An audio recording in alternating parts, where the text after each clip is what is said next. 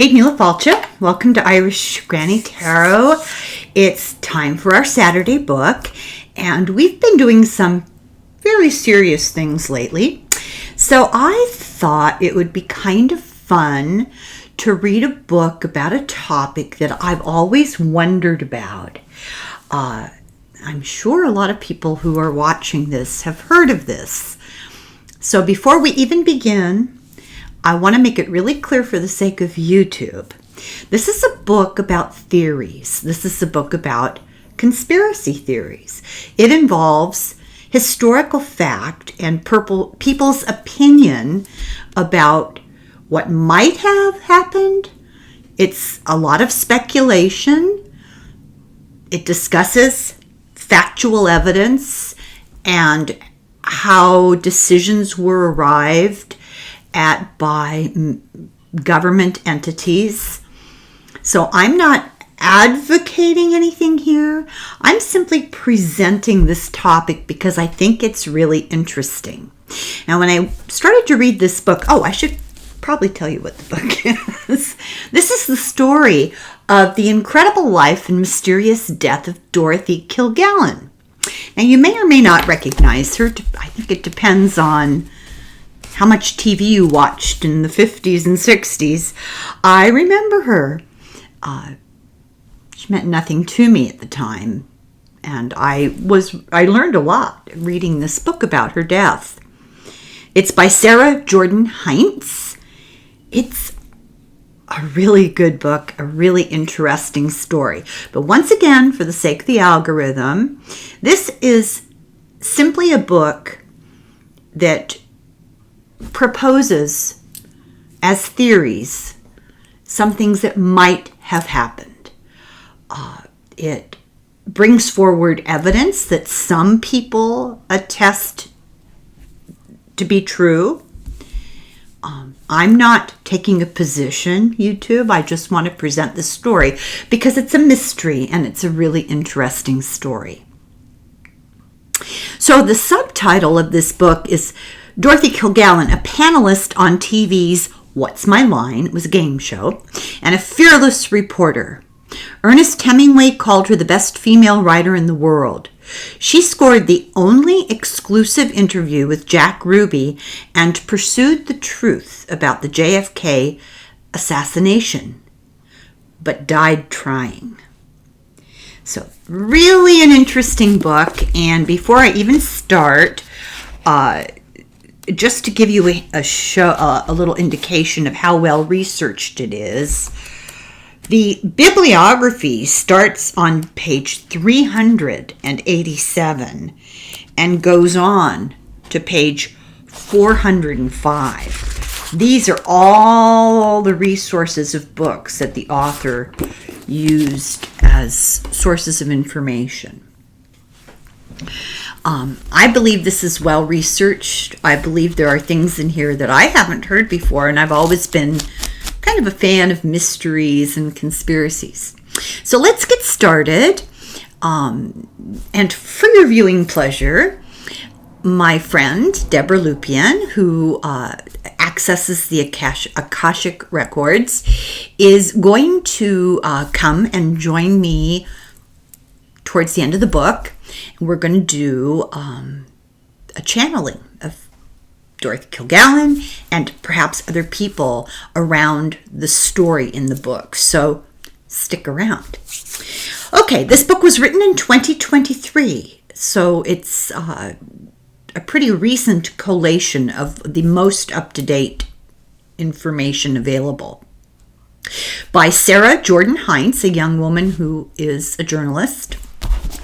Let me see here if this goes much into her life. Author, editor, historian, and award-winning journalist. Her work has been carried by the Associated Press, USA Today, certain niche magazines, and which she talks about during this book, and she's often cited in best-selling books. So this is, I guess I wrote a little note to myself here. It's been several weeks since I've read this. Let me see here. She wrote a cultural critique of the 1950s era Betty Crocker's picture cookbook. That might actually be really fun to look at. Has been in Canadian peer-reviewed academic journals of cultural studies.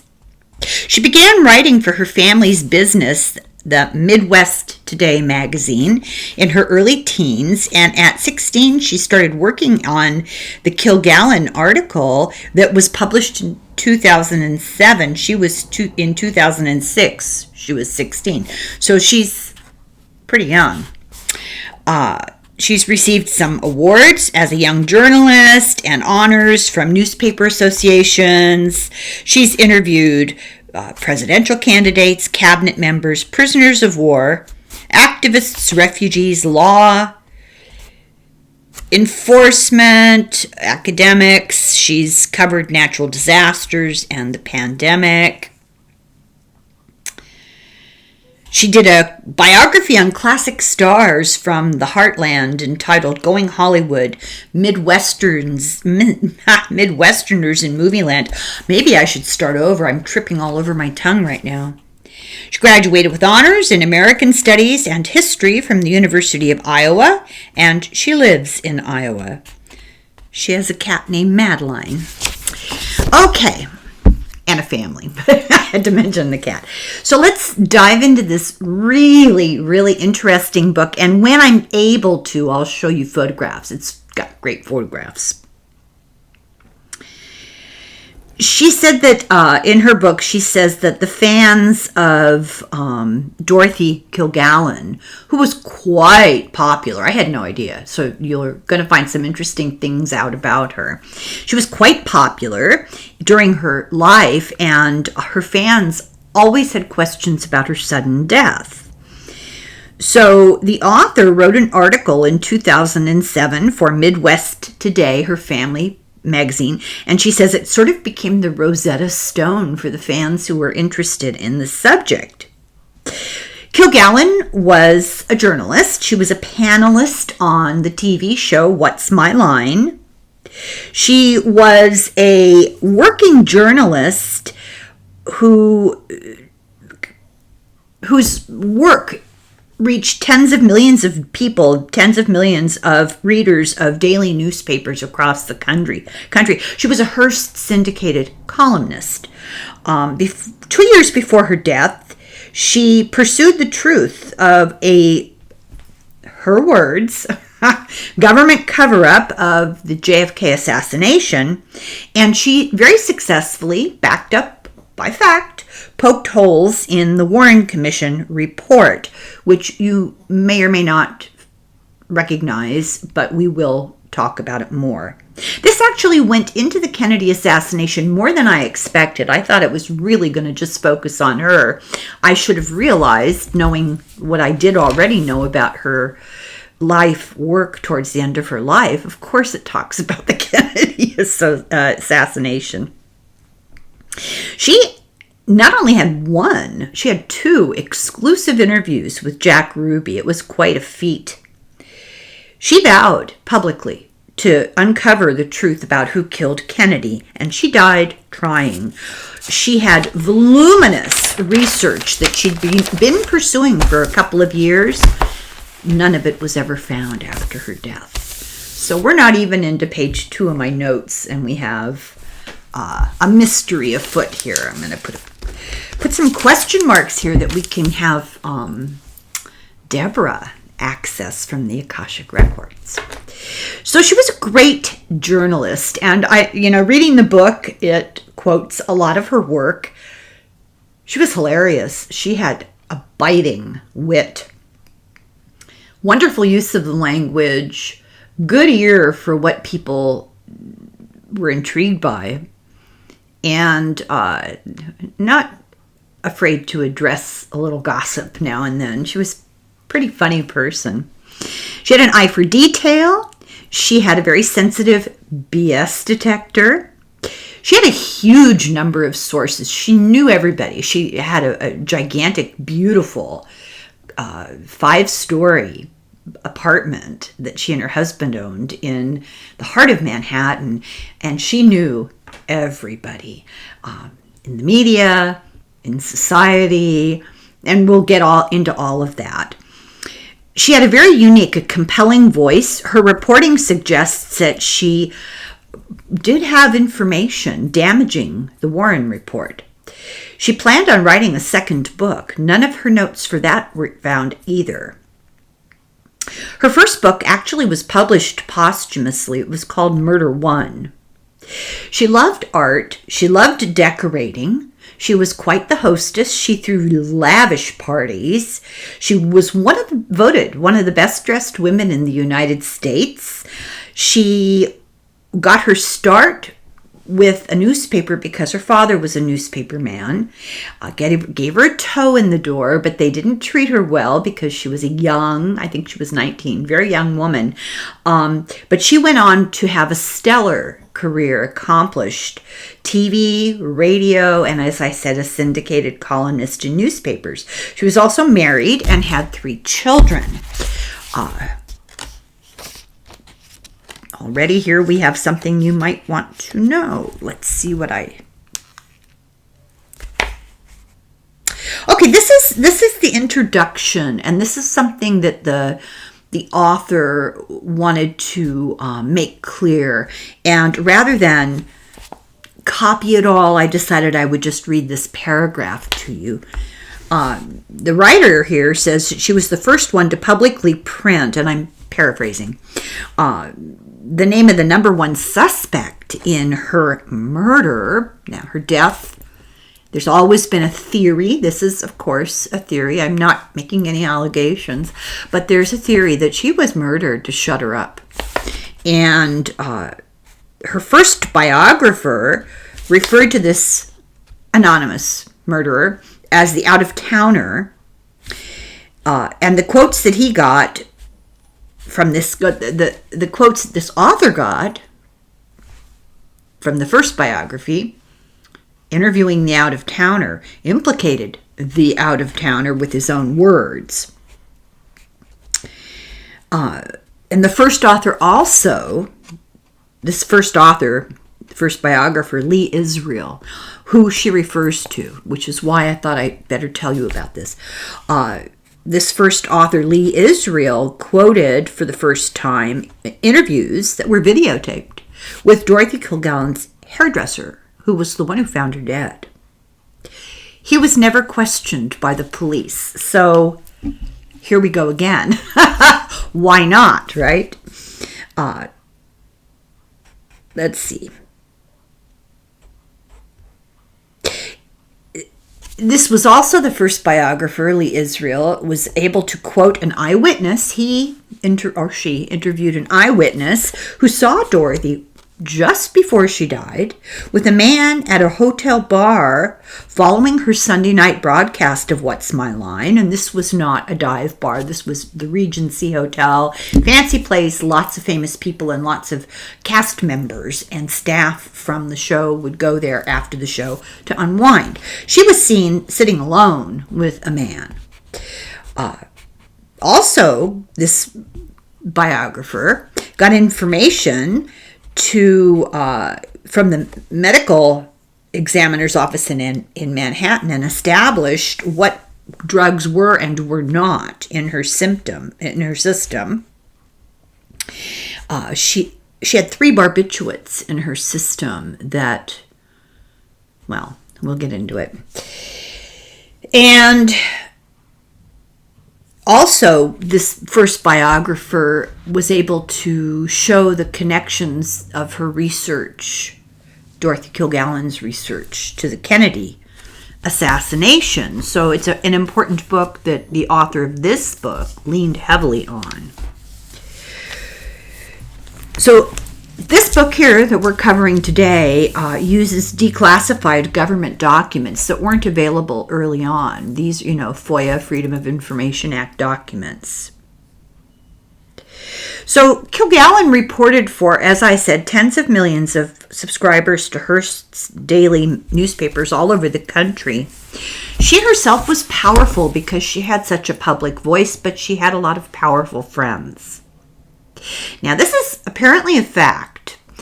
She had been being monitored by the CIA through 53 different field offices because she was all over the country all the time for her work, and she traveled out of the country quite extensively. She was sent on assignments.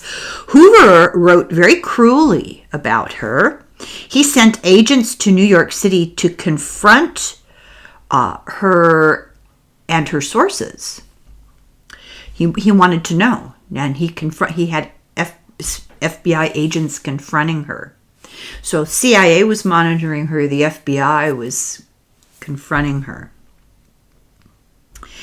So in this book, the author reveals what she learned about who killed her. This is a smoking gun. This is a story that's not necessarily been widely disseminated, and a lot of it is from, until this time, unknown information.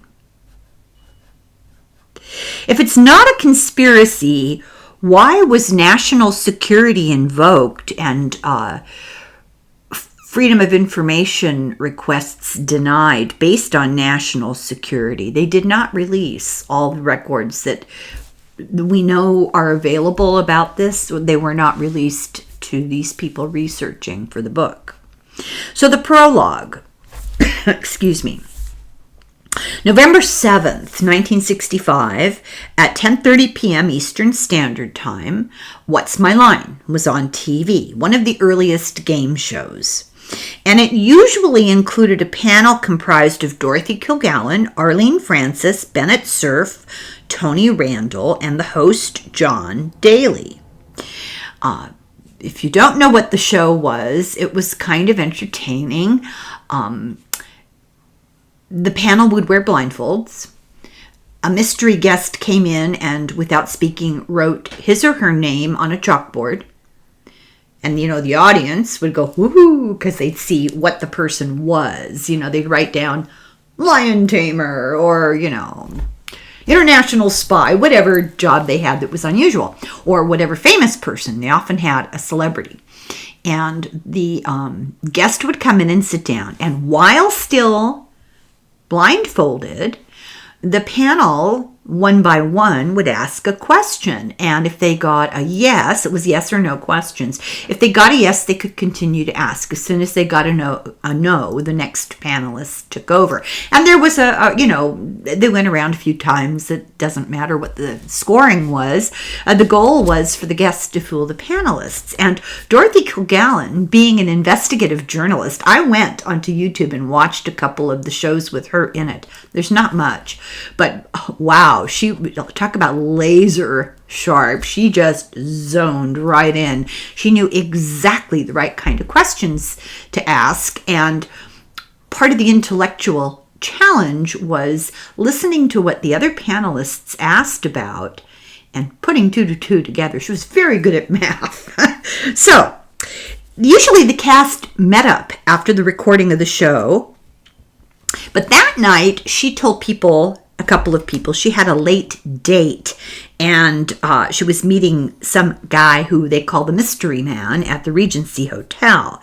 Now, yes, she was married. Much more about that later. Her marriage was, at this point, an arrangement. So we'll discuss that.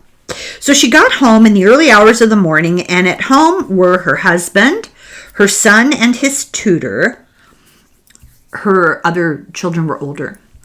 A live-in maid and a butler, and everybody was asleep. And as I said, this was a 5-story, gigantic, I'll say brownstone, but I wouldn't bet my life on that. I don't know that well, but it was one of those big, gigantic, tall apartments in the heart of Manhattan on a fancy street, and they owned the whole building, and it had a recording studio in it because they also had a radio program, husband and wife, which we'll talk about. The maid and the butler were named Evelyn and James, so when I refer to them, and they claimed that they heard her come in with a man. They knew that she was with a man, and they heard the outside door close later, and they thought that the guy left. They didn't see him. They didn't know who he was. Dorothy and her husband lived separate lives. They did this radio show together called Breakfast with Dorothy and Dick. But she was the main breadwinner of the family, the support of the family. In 1965, she was 52. And we're going to just do a little background here before we continue with that evening. She was a triple threat for decades. She had a column, The Voice of Broadway, which was celebrity gossip. This was her syndicated column. She was a crime reporter, and she was a really good crime reporter. She started in the 1930s. She was called by Ernest Hemingway the greatest female writer in the world.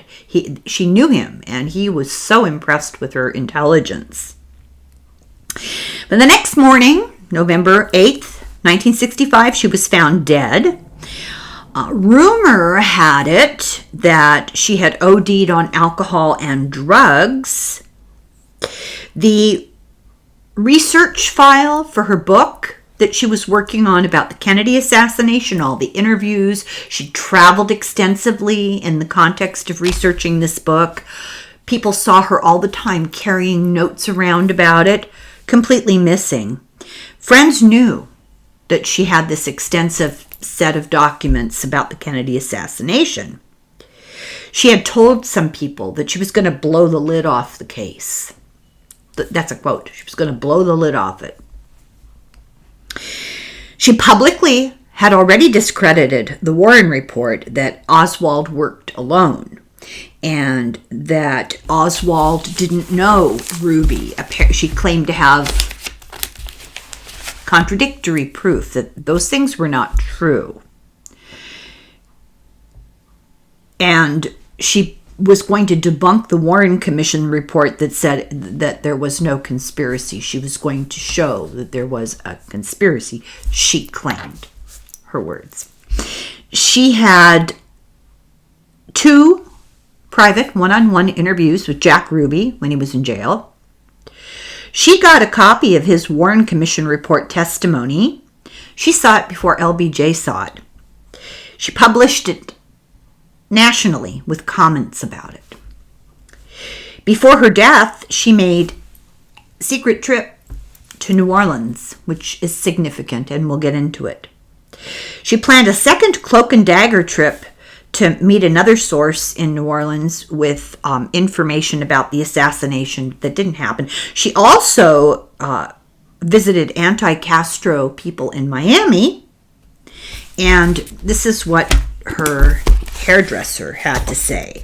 Now, this was information that didn't come up, as the author here says, for years. One of her trusted hairdressers, Charles Simpson, recalled decades later, she never quit. She dug up something about the assassination of Kennedy that somebody did not want her to know. She even told us on her own volition, and now he's quoting Kilgallen, I used to share things with you guys, meaning this hairdresser, Charles Simpson, and her other hairdresser, Mark Sinclair. And then Kilgallen continues to tell the hairdresser, quote, but after I found out now what I know, if the wrong people knew what I know, it would cost me my life. She was dead 9 months later. So, part 1, chapter 1. Now we're starting, 25 minutes into this, we're getting to the first chapter. The chapter's called Girl Around the World. She was born in Chicago, July 3rd, 1913, and she idolized her father, who was a reporter for 75 years. He lived until 1982. She had a younger sister, Eleanor, who was born in 1919. Eleanor went to Juilliard, began working for NBC Radio, and then became a casting director for CBS. Accomplished women, and especially remarkable for their time period. Eleanor and a business partner started a company called Casting Consultants, and it was bought by MCA, and it launched many famous entertainment careers. Dorothy, as a child, wrote, produced, directed, and starred in neighborhood plays. This brought back fond memories of my childhood with my best friend who lived up the street. We had a captive audience of her 6 brothers and sisters and my, 10 or 11 at the time. And we often cast them in our plays, but of course, we were the stars. Her father got known as a famous reporter who wrote about the Lindbergh baby. So isn't it interesting how these books just seem to present themselves? It's so interesting. He was also, during the war, one of the first reporters to examine the ruins of Hitler's bunker after, it was destroyed. He was with Eisenhower when Eisenhower signed the armistice. And he would regale her as a child with stories of murder trials, the Ku Klux Klan, trapped miners, all these interesting cases that he wrote about for the paper. Dorothy was a really good English student. She had a high IQ. At 18, she dropped out of Catholic college. So, I have these visions. I can relate to this. She did really well in school, and her family sent her to this Catholic college because they were very traditional Catholic. And she said enough of that. She dropped out to work for the Hearst New York Evening Journal at $20 a week. And her father, because of his reputation, was able to help her get her foot in the door and get her the job. But they decided to punish her, this 18-year-old girl, young and female. They just didn't really enjoy this very much. They gave her the night shift. They had her cover the morgue. Her job was to go and ID bodies for the newspaper obituaries. And she was sent to the police station for all the unpleasant cases. And also given the job to write drama reviews and to interview the bereaved. Like, her job was, she was told to do this, was to go ask things like, so did you kill her? When she would go to the police station. She had a gun pulled on her on the steps of Sing Sing prison when she went to interview somebody behind bars about a crime. Unlike most female journalists of her time, she preferred the murder trials to society reporting. She had... Oh, it wasn't. I'm sorry. I misspoke. It wasn't her father who did the first report with the Lindbergh trial. He covered the Lindbergh trial, but she had the first exclusive interview with Hauptmann. In 1936, when she was only 23, the paper sent her on a global race to demonstrate the wonders of modern transport. It's a Hearst, thing to sell newspapers. And it was a contest. There were 2 other guys. They were racing against each other to see who could get around the world. She only had 2 days at the start of this before they left. She had 2 days to get 16 visas and her passport. And she did it, which is remarkable. And she was the only woman, of course. She left New Jersey on the Hindenburg and got to Frankfurt, Germany. She turned down a private interview with Hitler because she didn't want to be associated. She was stranded by a typhoon in Manila, and she came in second place because of this typhoon. It took her 24 days, 12 hours, and 31 minutes to go around the globe, but she was the second woman to cross the globe all the way around in history, Nellie Bly in 1889 being the first. So she wrote a memoir. She became known as, Kilgallen became known as the Flyaway Baby.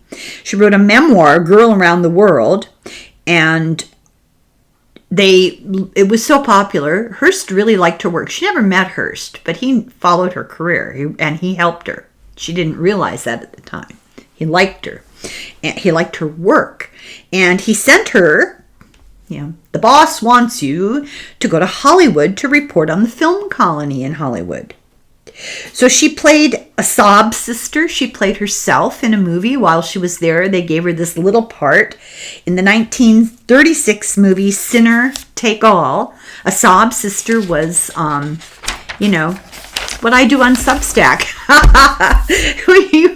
Is the Lonely Hearts, the Dear Abby, the Dear Ann Landers, the person that people would write into. They were very dismissive of women. Any work women did was given a Trumpian nickname to diminish it. She wrote a column, As Seen in Hollywood, by Dorothy Kilgallen. She wrote that Constance Bennett, the actress, was losing popularity. Constance Bennett was the sister of Joan Bennett, and she was one of those blondes. Constance was. They were the acting girls, the family. So she said that Constance was losing popularity, and she got sued for libel. And Kilgallen was forced to print an apology. Some say that Luella Parsons did it, put it out there to, gave the scoop about this to Dorothy, to put it out there under Dorothy's name on purpose to discredit Dorothy and get her in trouble and get rid of the competition. Very Machiavellian. She wrote for Hearst, who was shut out of news services like the Associated Press, United Press. So he just made his own, the International News Service, and she got to write for him. She wrote for the New York Journal-American her whole career, but it was syndicated. She got assigned, because Hearst liked her, she got assigned to the coronation of George VI after Edward abdicated. She gushed over the royals. She was, all into the gown. The gowns and the jewels and all that stuff. She said the poor people and the sick were hidden for these days of magic. So, chapter 2, Balancing Act. In 1940, she wrote The Voice of Broadway, that column, and she also got the other job of 15-minute Voice of Broadway on the radio. So she was doing a column and a short radio program on CBS radio at the same time with the same title. But the radio program paid her 4 times what her daily column in the newspapers. So all this work she did for a daily column, one 15-minute appearance on the radio, she got 4 times the income. She saw her future husband, Richard Colmar, in a play. He was the great-great-grandson of the number 6 WP. I do not remember what that abbreviation was. Danny Tompkins. So he was some connected guy, and he had been a troubled teen. He'd run away 12 times, more than 12 times. He wanted to be a movie star, and he'd run away to Hollywood. They sent him to a school for troubled boys, which he flunked out of, and then he went to college, and he got into Bard. I don't know how he did that, flunking out connections, but he also flunked out of Bard. And he dropped out of Yale Drama School for a radio role doing dramatics and ads on the radio and being the MC for fashion shows. He got an acting job in a movie called Knickerbocker Holiday in Hollywood with Walter Houston. Kilgallen mentioned him in a column because she was kind of taken with him. She saw him in this play, and they shared a press agent they didn't realize, and they were introduced. He proposed to her on their 6th date, and this was a problem because he was an Episcopalian and he was going to have to convert. Both of the mothers were totally against this relationship for a variety of reasons. The fathers were okay with it. I think this is really significant given what we eventually found out. She was really well known. I'll tell you. She was very well known in New York City, and she was given fancy parties for her impending marriage at a number of clubs by famous people. She was very extravagant, and this totally freaked him out. But in April of 1940, they had a huge wedding, tons of celebrity guests. They went on honeymoon to Cuba, which was paid for by a gambling syndicate for the publicity. Yeah, radio star or newspaper columnist, sure, we'll foot the bill for the hotel. She had a son in 1941, a daughter in 1942, and unlike most women of the time, she kept working. She got household help. She had a nanny, a secretary, and a cook. And I'm assuming a house cleaner because she had this huge apartment. Her husband Dick became a Broadway producer. He hired Fats Waller to compose music for a play that they were doing, which became a big controversy because, racism. And Fats Waller, I'd forgotten this story. I just remembered reading it now. Fats Waller got kidnapped by Al Capone because Al Capone wanted Fats Waller to entertain at Capone's birthday party, and then they let him go. Waller sold his songs to others for quick money. He had a real struggle in his life to make a mark because of racism, and he died in 1943. Kilgallen sometimes called herself Miss Midnight in her columns. Like Miss Midnight told me when she was doing celebrity gossip. I guess she wanted to avoid another lawsuit. She wrote in defense of J. Edgar Hoover, which is really interesting, warning about Pearl Harbor and being ignored. He had warned, I guess. There is a lot of stuff people still don't know about what happened then, but she had sources. She liked to interview active duty soldiers. She'd go to plays and shows around Manhattan, and she would interview guys in uniform. She praised the entertainment industry for its war effort, and certainly there was definitely cooperation between the media and the government about the war. All those movies, Stage Door, whatever, and the movies with Ginger Rogers about USO entertaining the soldiers during the war. Richard, her husband, Dick, spent 5 years as Boston Blackie, a detective on the CBS radio station.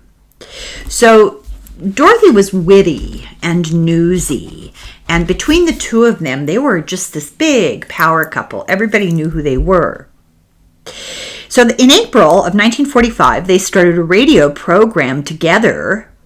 They recorded it from their dining room. They created a recording studio eventually in their house. It was called Breakfast with Dorothy and Dick. They did a lot of name dropping. They had 20 million listeners.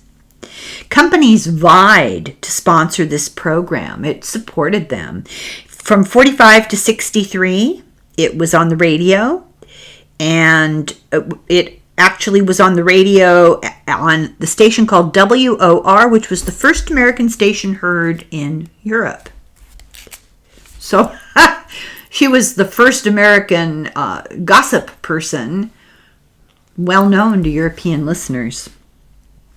One newspaper man compared them to the English royals, and they said they're like them, but they're more fun and they're more entertaining. He called them a pseudo family for listeners. They were like a vicarious family. People felt like they were really guests in their home when they listened to the program. In October of 47, in an interview with accused killer Janet Graham, Dorothy got her to confess. The story won the Pall Mall Big Story contest and in 47, and she won $500. It later became a radio and then later a TV show, and it got her a reputation for being an astute crime reporter. In 1949, she was asked to make predictions for 1959. And so I don't remember what she predicted. So let's see here.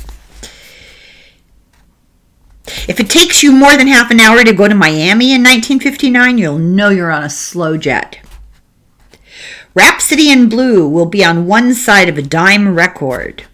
Magazines containing more printed words than pictures will be purchased only by professors.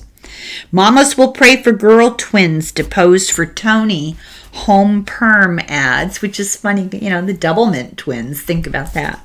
There'll be strong wiretappers union. Leo DeRocher will hand over his year's salary to the commissioner and will barely cover his fines. Sports. The new automobiles will be so low-slung that the best way to drive will be lying face down. You will also have to take the price lying down. Tallulah Bankhead will sue 8 towns just because they have streets named Tallulah. There won't be a job for any showgirl under 6 feet tall. Rogers and Hammerstein will make money with their chain of banks. No outside investors permitted. And boy, was she right about that. Rogers and Hammerstein, all the musicals that they became famous for. So, do I have time? Yes, let's do chapter 3. Cub reporter turned journalistic lion. In 1950, her column was in 150 papers with 20 million readers across the country. And it was a weird mix of catty gossip, weird facts, dark warnings, celebrity news, and she did follow politics. She offered to write a big piece she offered to write a big good piece, like a flattering piece, about a celebrity if a manager or an agent got her 3 detrimental stories about somebody else. She cruised nightclubs, she cruised restaurants, she held court at lunch at the Rubens restaurant in New York City. They named a sandwich after her, and it cost $1.10. She became famous enough to be profiled in other papers and magazines, and she made ads for companies, products. They would hire her to be their celebrity face. February 12th, 1950, she became the regular panelist on What's My Line, which originally was called Occupation Unknown. And she appeared every single week, never missed a day for 15 years. In her debut episode, the guy next to her was, get this for synchronicity, New Jersey Governor Harold Hoffman, the one whose career was destroyed by his insistence that Hauptmann didn't kill the Lindbergh baby. And on this TV show, everybody smoked. Everybody sat around on camera smoking. Kilgallen was more relaxed, natural, and poised than anybody else on the panel. She was just funny, witty, and it was broadcast live. There were no takes, no second takes. The host was John Daly. Now, apparently, I didn't know this about him. He was really famous.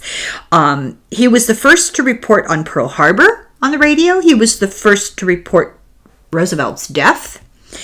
He had this show that kind of oozed class. They would come out in gowns and jewelry and suits. It was very formal. These were smart, connected panelists, people from Ivy League schools, known for their snobbery. They were dripping in jewels and fanciness. A friend, Marilyn Swing, would send Dorothy the ID of a mystery guest telepathically, and she often got very obscure jobs correct and attributed it to this psychic ability. She was accused of taking the game too seriously and of being aggressive because she was a woman, right? The producer said the show would flop without her. She was the backbone of the show. She considered Hearst a mentor. She was indebted to him. She knew it. She never met him.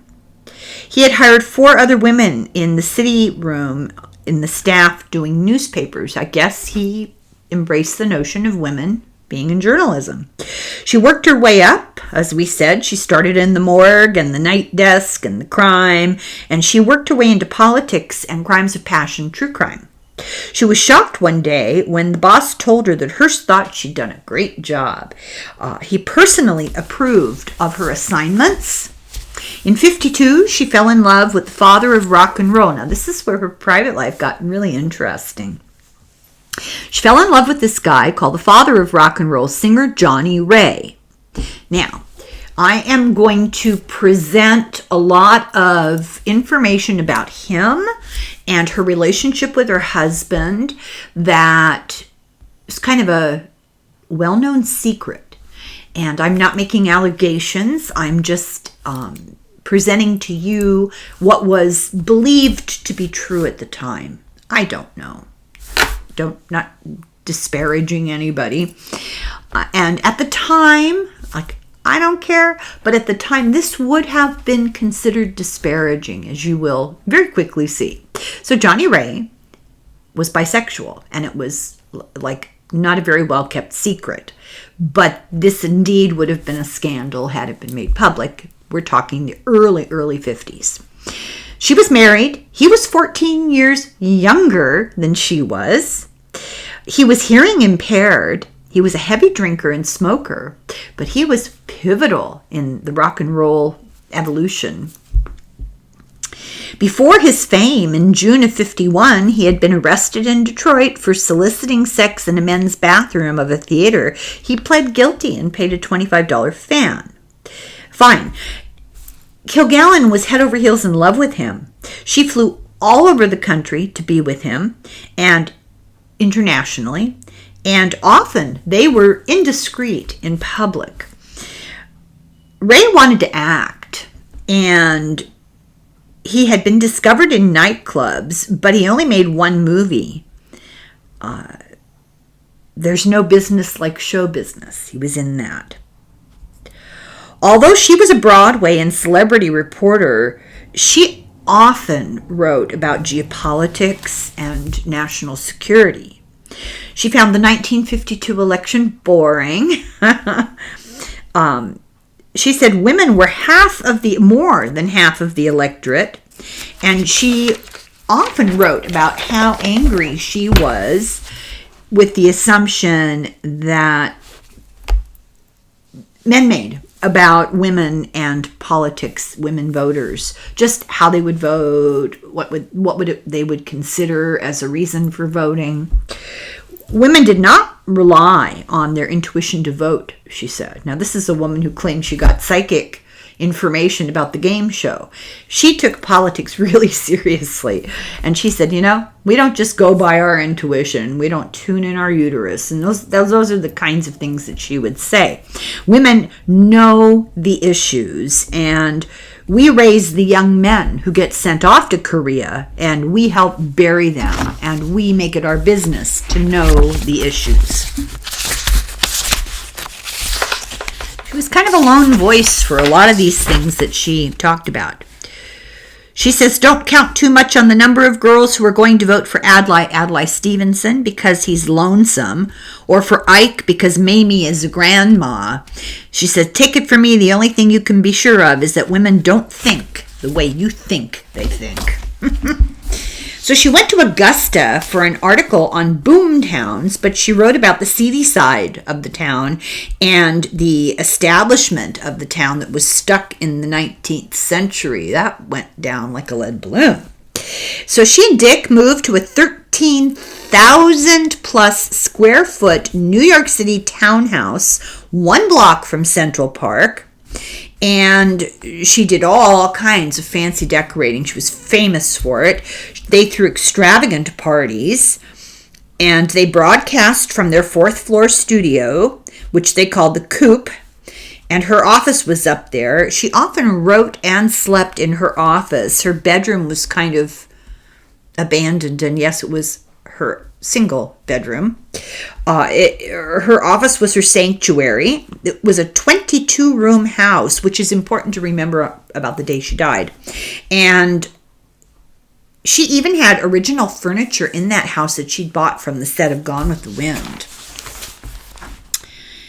In 2021, her townhouse sold for $17 million. She was called Miss New York. She was a fancy dresser, a very big spender, extravagant.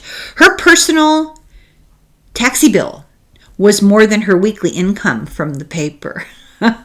She often eclipsed the stars that she covered because she was just so magnetic and beautifully dressed and carried herself a certain way. She had charisma, and she wore fancy, elaborate gowns. She wore jewels and furs. She compared her royal family obsession to Hollywood celebrity worship. I wrote a little note here to explain what's coming up. But she had no trouble turning down invitations from Pearl Mesta. Now, who was Pearl Mesta? She was a big shot hostess, the ambassador to Luxembourg from 49 to 53. Very connected. My mother used to talk about, she was as good a hostess as Pearl Mesta, ironically. And she turned down this invitation from Pearl Mesta, a very coveted invitation. This was the place to be. Dorothy flew home instead, did not attend this party, flew home for her son's class day at school. He had a promotion to 7th grade, and she said being there had more suspense than the movie The House of Wax. So when England royalty opens a safe and gets out the family jewels, and it's quite a show, she was into it. She earned a Pulitzer nomination for reporting on the coronation of Queen Elizabeth, and she got an award from an all-male journalism society. She was often in the TV Guide. In 1953, the TV Guide did an article on her called Career Girl Plus. In 54, she had her third child, a boy, Carrie, who was not like the other children at all in appearance or personality, and there were always questions about his paternity, but he was a redhead like Kilgallen's mother, so they knew she was the mom. Margaret Truman took her place on the panel while she had her child, and while she was gone, her two other children were the mystery guests. She's called the greatest New York columnist, America's greatest woman reporter. In June of 54, her father did a 3-part series syndicated for his newspaper on her. She covered the trial of Sam Shepard, the death of his wife Marilyn, which somebody asked me to cover, and maybe that's coming down the pike. We'll have to see if I can find good sources. She covered this in July of 54. He's got guilty of second-degree murder, and Dorothy said it was a miscarriage of justice, and she helped him get a new trial. I'm going to stop here. This is the start of a new chapter. The chapters tend to be a bit long, apparently, and I don't want to have to stop in the middle of a chapter. It's always breaks up the flow of the narrative. So I'll stop here and we'll return immediately, and I hope you're enjoying this. We haven't even started to talk about November of 1963. This book heats up. It's entertaining right now. You're going to be riveted. I promise. I couldn't put it down. I had to take notes, and it got me all upset because it interrupted my reading further. So, thank you for watching. I hope you're enjoying this, and I will be back with the rest of the story. Just hang on. Slung a foil.